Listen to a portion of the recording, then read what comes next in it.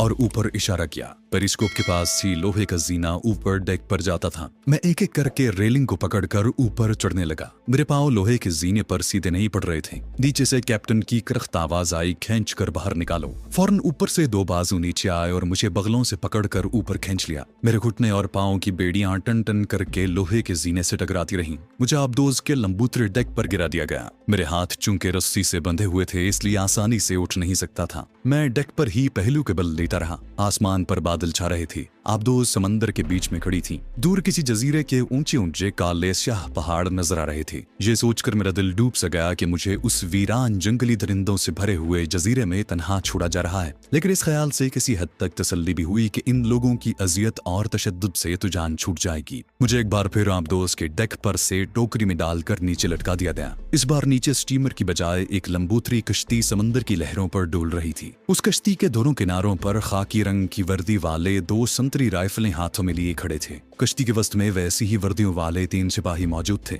उनकी राइफलें उनके कांधों पर लटक रही थी। इन कवी हैकल मुहाफिजों की शक्लें ही आदमखोर वहशियों जैसी थीं। उन्होंने मुझे टोकरी से उलट दिया और कश्ती उन जल्लादों की निगरानी में जजीरे के साहिल की तरफ रवाना हो गई। समंदर की मौजों पर कश्ती कभी ऊपर जाती और कभी नीचे चली जाती। मुझे चक्कर आने लगे। कश्ती में रस्से पड़े थे। मैं उन पर उखड़ बैठा करीब आते साहिल के पहाड़ों और गुंजान दरख्तों को देख रहा था। बादल झुके हुए थे। मेरी आंखों की पट्टी उतार दी गई थी। हाथ भी खोल दिए गए थे। मेरे टखनों से रस रस कर टपका हुआ खून जमा था। मुझे कुछ मालूम नहीं था कि ये जजीरा किस समंदर में वाक़ है और उसका नाम क्या है। समंदर का रंग गहरा सब्ज था और उसमें कहीं कहीं दरख्तों की टहनियां और समंदरी घास के गुच्छे तैर रहे थे। एक शार्क मछली अपने उस्तरे से ज्यादा तेज फल पानी से बाहर निकाले हमारी कश्ती की तरफ आई और उसका चक्कर काटने लगी। एक मुहाफिज संतरी ने राइफल से निशाना बांधकर फायर कर दिया। धमाका हुआ और शार्क समंदर में गोता लगा गई। साहिल पर एक ठिगना वर्दी पोश रीछ जैसा आदमी कांधे आगे झुकाए हाथ में डंडा लिए टांगे फैलाए खड़ा था।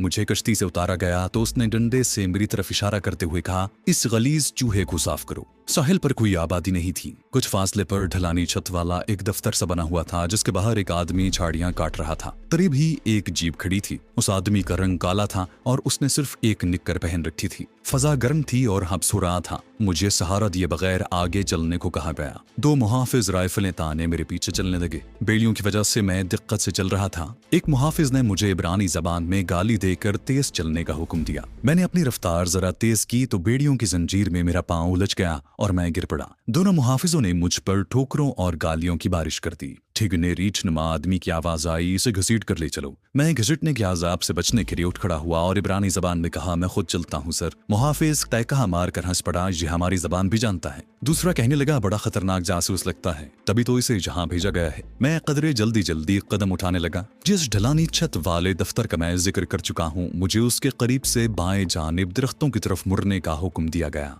दरख्तों के नीचे जगह जगह दरख्तों के तने पड़े थे। मैं ठोकरे खाता उनके दरमियान से गुजरता रहा। जरा आगे गया तो देखा कि दरख्तों के दरमियान जंग आलूद चट्टान के दामन में एक लोहे की सलाखों वाला तद्दे आदम पिंजरा बना हुआ था। एक मुहाफिज ने लपक कर उसका दरवाजा खोल दिया और दूसरे ने मुझे उसके अंदर धकेल दिया। मैं पिंजरे में लुढ़क गया। संभल कर बैठा ही था कि दरवाजा बंद करके बाहर से कुंडी लगा दी गई। मैं सोचने लगा, अब क्या नया सितम ईजाद होने वाला है। मेरी निगाह पिंजरे के ऊपर दरमियान में लगे एक पाइप पर पड़ी। एक मुहाफिज ने चट्टान के अकब में जाकर कोई छोटी सी मोटर चला दी। मोटर की आवाज के साथ ही पिंजरे की छत में लगे पाइप से गर्म गर्म भाप निकलकर मुझ पर आबशार की तरह गिरी। मुझे यूं लगा जैसे किसी ने मुझ पर अंगारों की बारिश कर दी हो। मैं तड़प कर पिंजरे की दीवार की तरफ दौड़ा, मगर गर्म भाप सारे पिंजरे को अपनी लपेट में ली हुई थी। मैंने अपना सर बाजुओं में छुपा लिया। इससे पहले कि मैं झुलस कर रह जाता, भाप निकलना बंद हो गई। ब्रेन वॉशिंग से पहले मुझे जरासीम कुछ गुस्ल दिया जा रहा था। मैं मीम गर्म पिंजरे की सलाखों पर बेसुध पड़ा था। मेरे कपड़ों और जिस्म से अभी तक सेंक उठ रहा था। मुझे पिंजरे से निकाल कर वापस ढलानी छत वाले ऑफिस में ले जाया गया। यहाँ वही रीछ नुमा ठिगना आदमी मेज पर टांगे रखे कुर्सी पर नीम दराज था।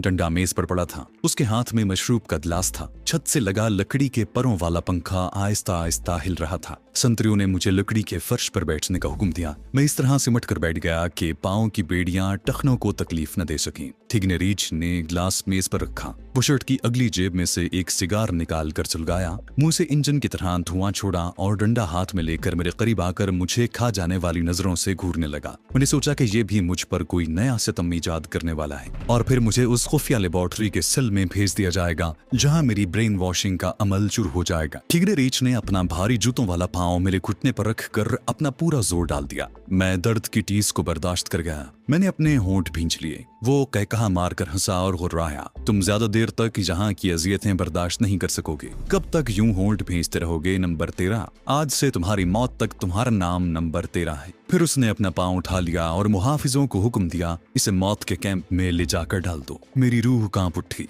ये तो मुझे किसी भयानक जगह पर ले जा रहे हैं। क्या ये मेरी ब्रेन वॉशिंग नहीं करेंगे? मुझे जिस जजीरे पर लाया गया था उसे देखकर मुझे पहले ही शक गुजरा था कि यहाँ कोई ब्रेन वॉशिंग करने वाली लेबोरेटरी का होना मुश्किल था। ये जगह तो किसी ऐसे कैदी कैंप से ज्यादा मुशाबे थी जहाँ बागियों, खतरनाक कातिलों और मुल्क दुश्मन अनासिर को एड़ियां रगड़ रगड़ कर मरने के लिए देश निकाला दे दिया जाता था। मेरा अंदाजा गलत नहीं था। कवि हैकल मुहाफिज मुझे घसीटते हुए कमरे से बाहर ले आए थे। बाहर एक हट्टा कट्टा आदमी हथौड़ा छेनी लिए मौजूद था। उसने सिर्फ कमर के गिर्द गंदा सा साफा बांध रखा था। मुहाफिजों ने मुझे उसके आगे डाल दिया। हट्टा कट्टा आदमी मेरे पांव की जानिब बैठ गया। उसने मुझे जानवर समझकर मेरे घुटने पर अपना घुटना रखा और छन से मेरे पांव की एक बेड़ी काट डाली। उसके बाद दूसरी बेड़ी भी काट दी। मैंने खुदा का शुक्र अदा किया कि पांव की जंजीर से निजात मिल गई थी। मुहाफिजों ने मुझे कांधे से पकड़कर उठाया, चलो आगे। पहले मुझे बेड़ियों के बगैर चलने में दुश्वारी महसूस हुई। यूं लगा जैसे मैं पहली बार अपने पांव पर चलने की कोशिश कर रहा हूँ। एक दो बार मैं लड़खड़ा गया, फिर यूं कदम कदम चलने लगा जैसे अभी तक मेरे पांव में बेड़ियां पड़ी हैं। पीछे से मेरी पीठ पर किसी ने जोर से लात मारी, ये तेरे बाप का घर नहीं है, जल्दी चलो।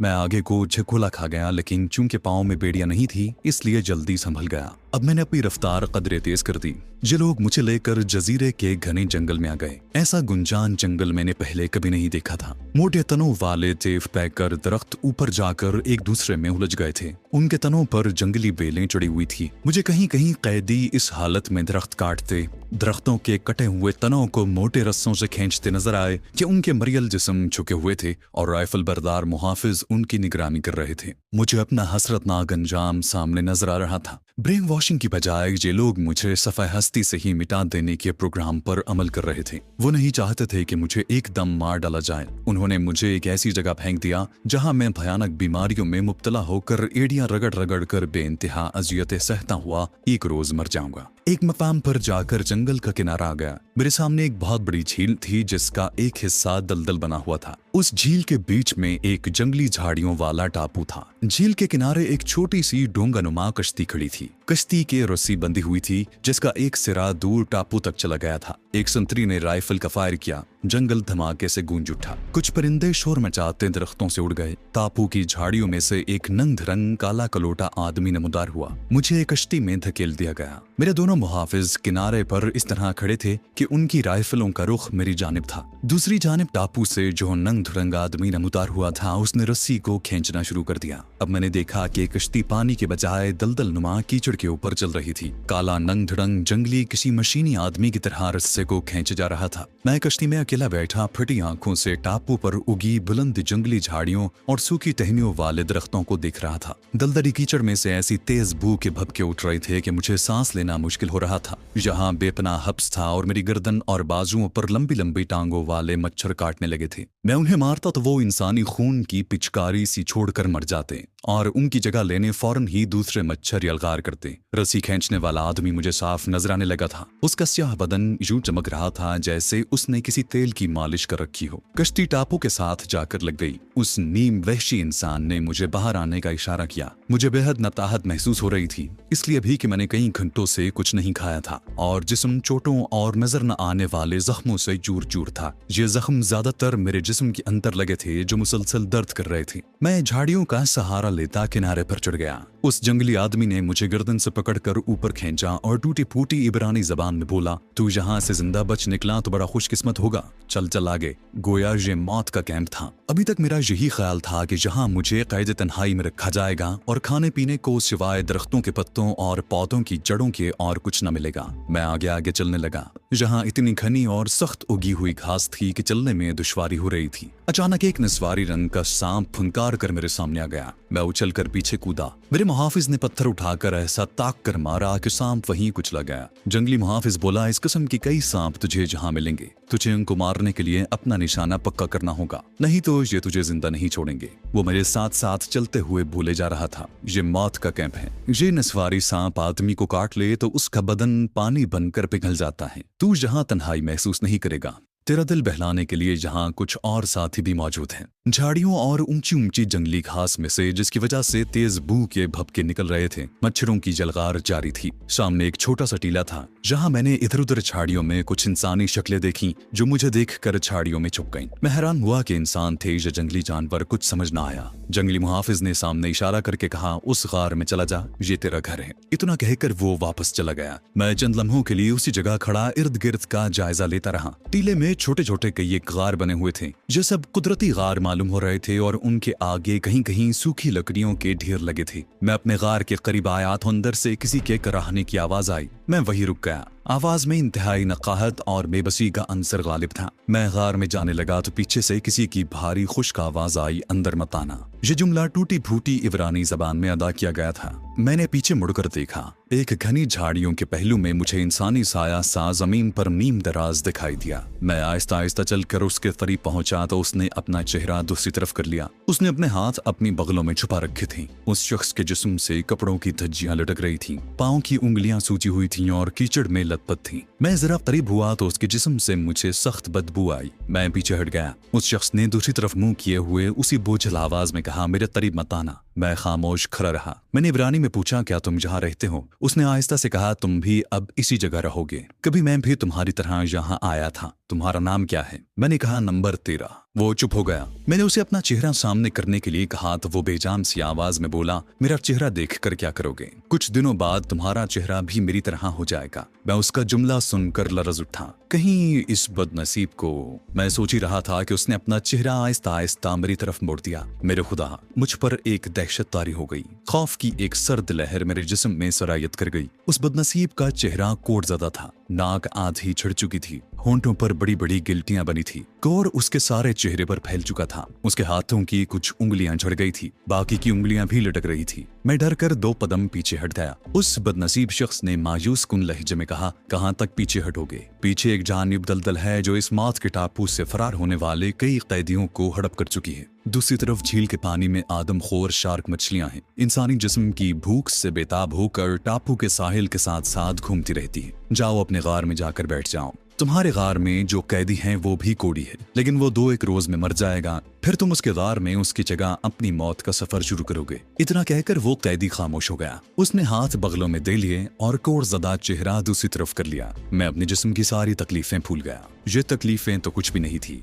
जहां मैंने जो कुछ देखा था उसने मेरे दिल पर मौत के गहरे साए मुसल्लत कर दिए। अब मैं समझ गया कि इसराइली हुक्काम ने मुझे यहाँ किस लिए भेजा है। वो चाहते हैं कि मैं इंतहाई मकरूह बीमारियों में मुब्तला होकर एड़ियां रगड़ रगड़ कर मरूं, लेकिन मेरा ये अंजाम नहीं होगा। मैंने दिल में अपने आप से कहा। मैं गार के पास आकर घास पर बैठ गया। आसमान बादलों से उसी तरह भरा हुआ था। हवा बंद थी। दलदल की जानिब से किसी वक्त बदबू के भपके आ जाते। मैं अपने टखनों के जख्म को भूल गया था। मेरी जली हुई दाढ़ी की वजह से चेहरे की जलन भी अब मुझे हेच मालूम होती थी। मैं बेचैन था। मैं चंद सेकंड तक ही बैठा रहा। गार के अंदर से कोड़ी की आखिरी कर्राह मुसलसल सुनाई दे रही थी। मैं जल्दी से उठा और झाड़ियों के बीच में से गुजरता जिस तरफ से आया था उधर को चल पड़ा। मैंने साहिल के टापू पर पहुंचकर देखा तो ना वहां जंगली मुहाफिज था, न कश्ती थी और ना ही वो रस्सी मौजूद थी जिसको खींचकर मेरी कश्ती उस मौत के कैंप में लाई गई थी। मुझे भी दूसरे कैदियों की तरह यहाँ मुहलक बीमारियों में मुब्तला होकर मरने के लिए छोड़ दिया गया था। मैंने सोचा कि किनारे के साथ साथ मुझे इस टापू का चक्कर लगाना चाहिए और देखना चाहिए कि ये टापू कितना बड़ा है। मैं झील के साहिल के साथ साथ चलने लगा। ये टापू ज्यादा बड़ा नहीं था, चंद मुरब्बा मीटर पर फैला हुआ था। इसके वस्त में एक ही टीला था जिसके अंदर कुदरती गार बने हुए थे। सारा टापू एक छोटे से जजीरे की शक्ल में था जिस पर कांटेदार दरख्त थे, जंगली झाड़ियां थी, ऊंची घास थी। एक तरफ खतरनाक दलदल थी और दूसरी तरफ झील के पानी ने उसे अपने घेरे में ले रखा था। उस झील में मैंने कितनी ही खूंखार शार्क मछलियों को चक्कर लगाते देखा। उस टापू से कोई भी कैदी फरार होने की जुर्रत हिफाजत नहीं कर सकते थे, और जहां जो कैदी थे वो इंतहाई मोहलक और मकरू बीमारियों में मुब्तला होकर कीड़े मकोड़ों की तरह कोने खुदरों में रेंगते फिरते थे। तपेदिक, बवासीर, मलेरिया, कोड़ और फालिज जैसी बीमारियां यहाँ आम थी। गश्त के दौरान मैंने जिन बदनसीब कैदियों को झाड़ियों में छुपे या घास में रींग रींग कर झील की तरफ पानी पीने की गरज से जाते देखा, उनकी अक्सरियत कोड़ जैसे मूजी मर्ज में मुब्तला थी। कई पिंजे हो गए थे, दो बिल्कुल अंधे थे और जमीन पर हाथ आगे फैलाकर टटोल टटोल कर झील की तरफ पानी पीने जा रहे थे। मेरा दिल डूब सा गया। ये बेबसी और जिल्लत की मौत थी। ऐसी मौत के मुताल्लिक मैंने कभी सोचा भी नहीं था। झील से जरा हटकर मैं एक कटे हुए दरख्त के तने पर बैठ गया